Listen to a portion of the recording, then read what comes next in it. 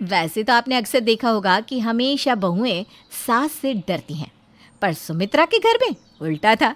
सुमित्रा के घर में सुमित्रा के साथ पूरा घर आंचल से डर कर रहता था। आखिर घर में आंचल का इतना खौफ क्यों था? आइए देखते हैं। भाभी, मुझे कॉलेज के लिए लेट हो रहा है। कितना टाइम लगेगा ब्रेकफास्ट बनने में? वैसे भी आप मुझे कभी लंच बनाकर तो देती नहीं। कम से कम नाश्ता तो समय पर तैयार कर दिया करो। अरे खुशी, थोड़ा आराम से बोलना। वो तेरी भाभी है, जानती है ना अपनी भाभी का गुस्सा।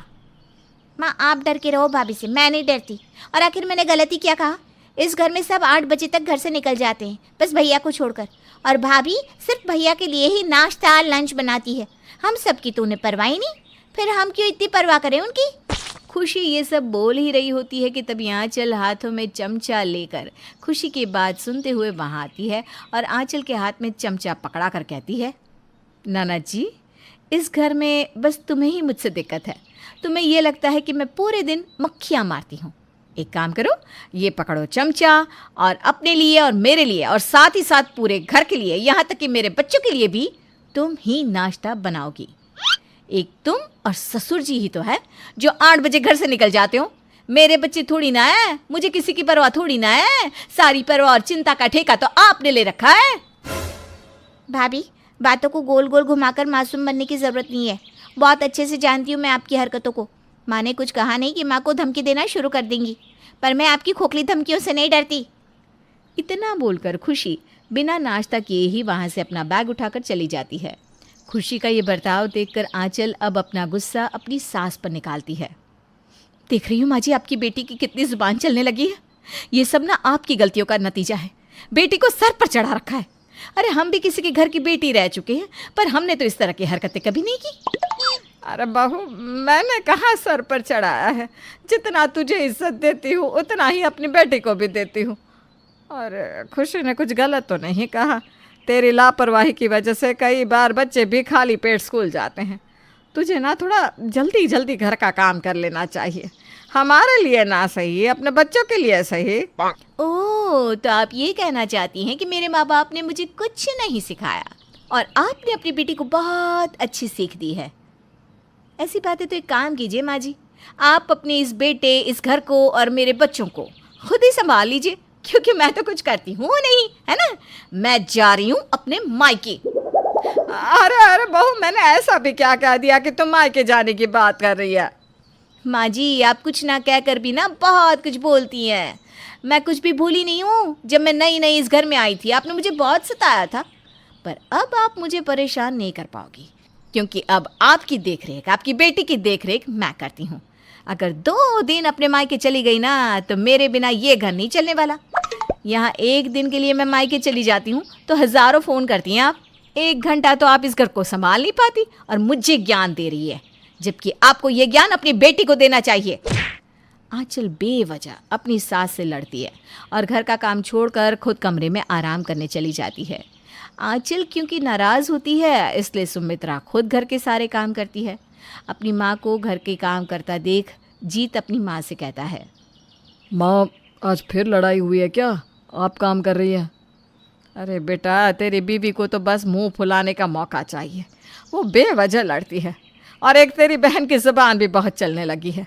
उसे कितना भी चुप रहने को कहो, वो है कि चुप ही नहीं रहती। माँ, काश कि मैं कुछ कर पाता, पर मैं भी कुछ नहीं कर सकता। जैसे वो आपको धमकी देती है वैसे ही मुझे भी धमकी देती है।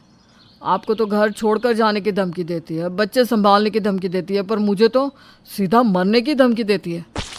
अगर उसे कुछ हो गया या सच में उसने ऐसा कदम उठा लिया तो हम क्या करेंगे? इसलिए माँ, उसकी बातों को ना बुरा मत माना करो और उसकी बातों को ना इग्नोर ही करो। मैं तो यही करता हूँ। आंचल की इन्हीं हरकतों से पूरा घर डर कर रहता, क्योंकि आंचल थोड़ी सी सरफिरी किस्म की औरत थी जो गुस्से में कुछ भी कर सकती थी। इसलिए घर का हर सदस्य उसके सामने चुप रहता। पर खुशी ऐसी बिल्कुल नहीं थी। वो अपनी भाभी के रग रग से वाकिफ़ थी, इसलिए वो बेधड़क अपनी भाभी से ज़ुबान चलाती और अपने दिल की भड़ास निकाल दिया करती।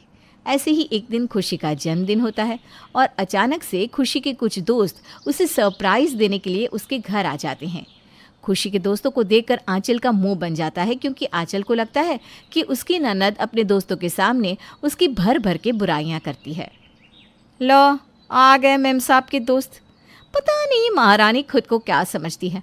अरे घर में अपने दोस्तों को बुलाना था तो उनके लिए खुद खाना बना लेती या बता देती। पर मेरी बुराई जो करती है साबित भी तो करेगी ना अपने दोस्तों के सामने कि सच में उसकी भाभी कितनी गंदी और कामचोर है। बहू, मैं समझ सकती हूँ कि खुशी के दोस्त इस तरह अचानक से आ गए, इस वजह से तुझे कितनी दिक्कत हो रही है। पर तू चिंता ना कर, मैं तेरी मदद करवा देती हूँ। अरे रहने दीजिए, आप क्या मेरी मदद करवाएंगे? अगर आपको मेरी मदद करवाने का इतना ही शौक होता तो आप खुशी से बोलती कि खाना बाहर से मंगवा कर अपने दोस्तों को ठुसवा ले। खुशी के दोस्तों का गुस्सा आंचल अपनी सास पर निकाल रही होती है कि तभी वहाँ खुशी आ जाती है और अपनी भाभी की बातें सुन लेती है, जिस पर खुशी अपनी भाभी से कहती है, भाभी, आपको ना कलेश करने की आदत है, पर मुझे अपने घर की इज्जत प्यारी है। अभी मेरे दोस्त घर में हैं इसलिए मैं चुप हूँ, वरना मैं आपको आज आपकी सच्चाई दिखा देती। खुशी ये क्या बोल रही है? चुप हो जाना। नहीं माँ, अब मैं चुप नहीं रह सकती। हम भाभी की और बदतमीज़ी को सह नहीं सकते। और भाभी, आपको मेरे दोस्तों के लिए कुछ भी करने की ज़रूरत नहीं है। मैंने बाहर से खाना ऑलरेडी ऑर्डर कर दिया है और आज पार्टी मेरी तरफ से।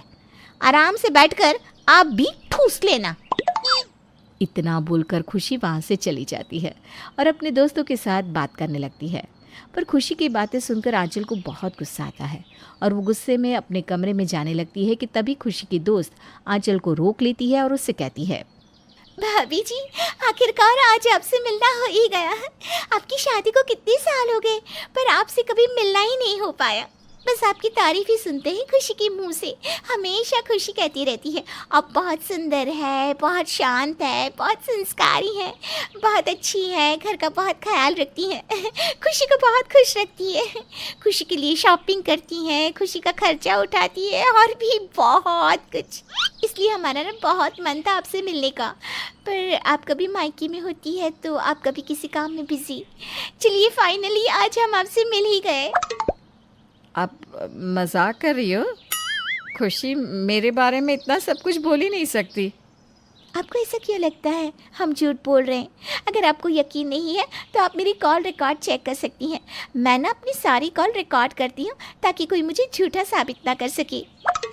इतना बोलकर खुशी के सारे दोस्त आंचल के साथ हंसी मजाक करने लगते हैं और उससे बहुत प्यार से बातें करते हैं। खुशी के दोस्तों का इतना अच्छा व्यवहार देखकर आंचल को भी बहुत अच्छा लगता है और उसकी सारी गलतफहमी दूर हो जाती है। अब उसे समझ में आ जाता है कि उसकी ननद उसके सामने उसकी भलाई के लिए सिर्फ जुबान चलाती है, ना कि बुराई के लिए। शालू और प्रीति एक घर की दो बहुएं थी। बड़ी शालू नौकरी करती तो छोटी प्रीति घर संभालती। दोनों के दो दो बच्चे और सास ससुर।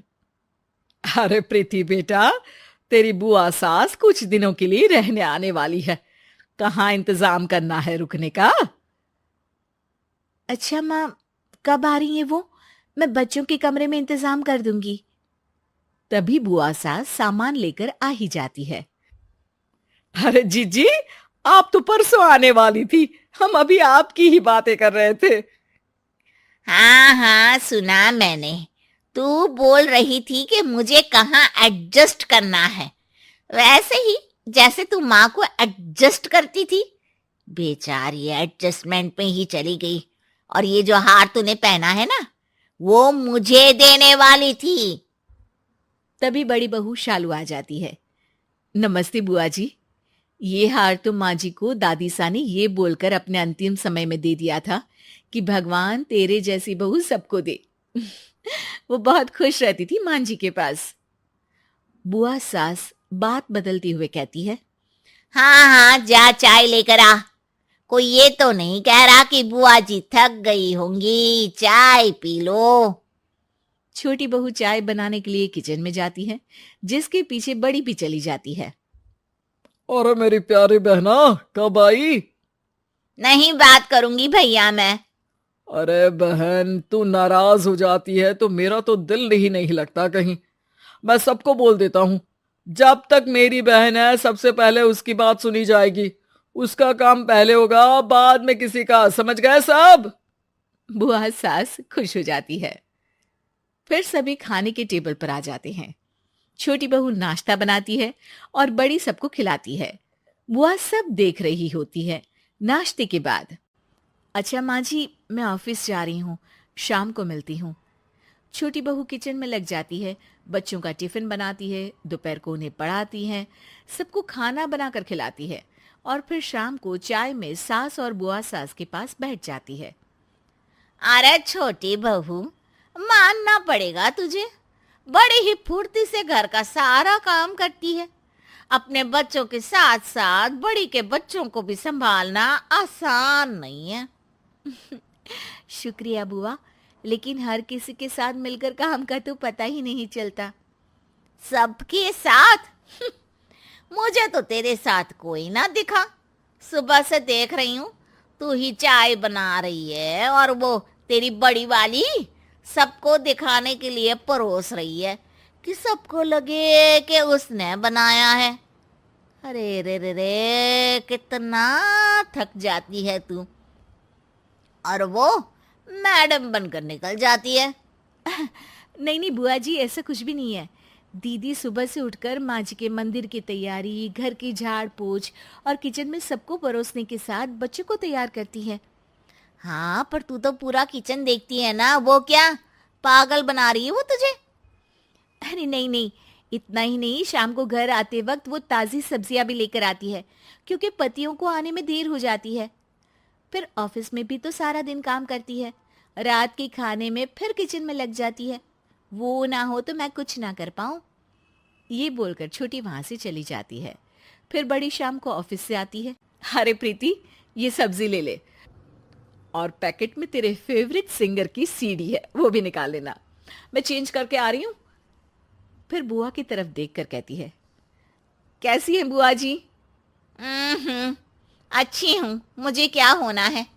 तू बड़ी मैडम लग रही है इस साड़ी में। बेचारी छोटी को तो फुर्सत ही नहीं मिलती बाल भी झाड़ने को। बता रही थी आज मुझे कि कितनी परेशानी होती है उसे सारा दिन। हाँ बुआ जी, ठीक बोल रही हो आप। घर दिखना आसान नहीं है। 4 बच्चों को संभालना, उनको पढ़ाना लिखाना, इतने लोगों की फरमाइश में हर किसी के लिए अलग अलग व्यंजन बनाना सब करती है मेरी प्रीति, तो कहाँ मौका मिलता होगा। अच्छा, बाद में मिलती हूँ। ये कहकर शालू वहां से चली जाती है। सास सब सुन रही होती है। वो बुआ सास के पास जाती है। अरे जी जी, कहाँ दो दो बहुओं के बीच पीसी पड़ी हो। मुझे देखो कितनी मौज है, कभी बड़ी के पास तो कभी छोटी के पास। दोनों को अलग करके रखा है, ना बड़ी छोटी की शक्ल देखे ना छोटी बड़ी की, और दोनों के बीच में मैं मलाई खाती हूँ। तभी वहां छोटी बहू आ जाती है। माँ जी, ये लीजिए दवाई, और हाँ, मलाई खाने का सोचिएगा भी मत। आपको पता है ना, डॉक्टर ने आपको मलाई खाने से मना किया है। सास भी बहू की बात को समझकर मुस्कुराने लगती है। अरे नहीं नहीं, मैं तो इस जिंदगी में ऐसी मलाई खाने की सोचूं भी ना। बुआ सास समझ नहीं पाती कि दोनों सास बहू कैसे उसी के सामने उसी का मजाक उड़ा रही हैं, लेकिन फिर बुआ सास हार नहीं मानती। अगली दोपहर किचन में जाकर छोटी से कहते हैं, सचमुच तुझे देखकर तो दया ही आती है मुझे। क्यों बुआ जी, मैं क्या इतनी बेचारी सी लगती हूँ? अरे नहीं नहीं, मैं तो ये बोल रही थी कि कितना काम करती है तू। नहीं बुआ जी, दीदी मुझे सुबह ज़बरदस्ती चाय और नाश्ता ना कराए तो मैं तो सारा दिन भूखी रह जाती। वो मेरे बिना नाश्ता नहीं करती, फिर उन्हें ऑफिस को देर ना हो जाए तो मुझे नाश्ता करना ही पड़ता है। वो मेरी जिठानी नहीं, बहन जैसी है। बुआ की बात एक बार फिर सास सुन तो लेती है, लेकिन कुछ नहीं कहती। शाम को बुआ बड़ी से कहती है, कितनी मेहनत करती है तू, घर का काम, बाहर ऑफिस का काम। अरे फिर क्यों इतनी मेहनत की कमाई को सीडी खरीदने में बर्बाद करती है? बचाना सीख पैसा। अरे कैसी बात कर रही हैं बुआ जी?